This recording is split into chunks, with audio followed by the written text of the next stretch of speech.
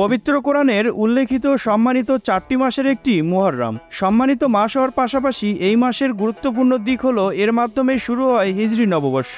এই মাস অত্যন্ত ফজিলত ও গুরুত্বপূর্ণ। নবীজি সাল্লাল্লাহু আলাইহি ওয়াসাল্লাম এ মাসকে আল্লাহর মাস হিসেবে অভিহিত করেছেন। পবিত্র কোরআনে ইরশাদ হয়েছে, আসমান ও জমি সৃষ্টির সময় থেকেই আল্লাহর কাছে মাসের সংখ্যা 12। এর মধ্যে 4টি হলো সম্মানিত মাস। এটি সুপ্রতিষ্ঠিত বিধান। এই মাসটির সম্মান নির্ধারণ করে এক হাদিসে রাসূল সাল্লাল্লাহু আলাইহি ওয়াসাল্লাম বলেছেন, 3টি মাস হলো ধারাবাহিক জিলকদ, জিলহজ ও মুহররম, অন্যটি হলো রজব। এই মাসের ফজিলতপূর্ণ একটি দিন হলো আশুরা বা মুহররমের 10 তারিখ। এই দিনটি ইসলামের ইতিহাসের অত্যন্ত গুরুত্বপূর্ণ। আল্লাহ তাআলা এ মাসের বিশেষ কিছু ঘটনা ঘটিয়েছেন। ঐতিহাসিক প্রেক্ষাপটকে কেন্দ্র করে এ মাসকে ঘিরে কিছু বিভ্রান্ত ছড়িয়ে আছে সমাজে। এসব পরিহার করে এ মাসের জন্য হাদিসে বর্ণিত নফল আমলগুলো করা একজন মুমিনের জন্য গুরুত্বপূর্ণ। এ মাসের বিশেষ কিছু ফজিলতপূর্ণ দিন হচ্ছে 10ম দিন তথা আশুরা। আশুরার রোজা রাখা মুস্তাহাব আমল। আবু কাতাদা রাদিয়াল্লাহু আনহু থেকে বর্ণিত, রাসূল সাল্লাল্লাহু আলাইহি ওয়াসাল্লাম বলেন, আশুরার একদিনের রোজার ব্যাপারে আমি আল্লাহর কাছে এই আশা করি যে তিনি এই রোজার ওসিলায় বান্দার আগের 1 বছরের গুনাহ মাফ করে দেবেন। শরীয়তে আশুরার রোজা 2টি, মুহররমের 9 ও 10 তারিখ কিংবা 10 ও 11 তারিখ। তবে কোনো আলেম এ বিষয়ে বর্ণিত সব হাদিসের উপর আমলের সুবিধার্থে 9, 10 ও 11 এই 3 দিন রোজা রাখার কথা বলেন।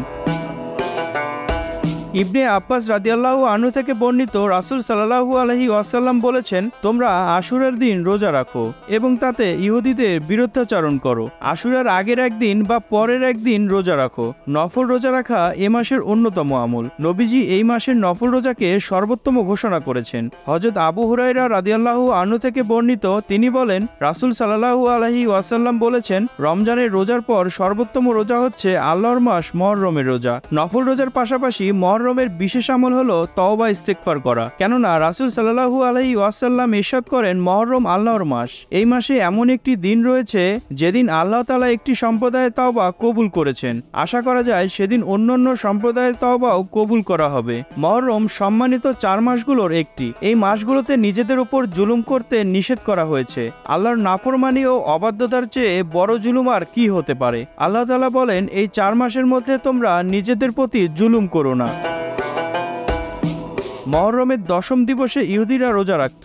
এই দিনটিকে তারা ঈদের মতো উদযাপন করত। তাই নবীজি ওই দিনের সঙ্গে আরেকটি রোজা পালনের নির্দেশ দিয়ে বিধর্মীদের বিরোধিতার শিক্ষা দিয়েছেন। হুসাইন রাদিয়াল্লাহু আনহু এর শাহাদাতকে কেন্দ্র করে আশুরা নিয়ে বেশ বাড়াবাড়ি রয়েছে। আছে অনেক কুসংস্কার। অন্যতম একটি হলো মাতম মর্শিয়া গাওয়া। মর্শিয়া মানে নবী দৌহিত্রের শোক প্রকাশের নিজের শরীরের আঘাত করা ও জামাকাপড় ছিঁড়ে ফেলা। ইসলামে এটা নিষিদ্ধ।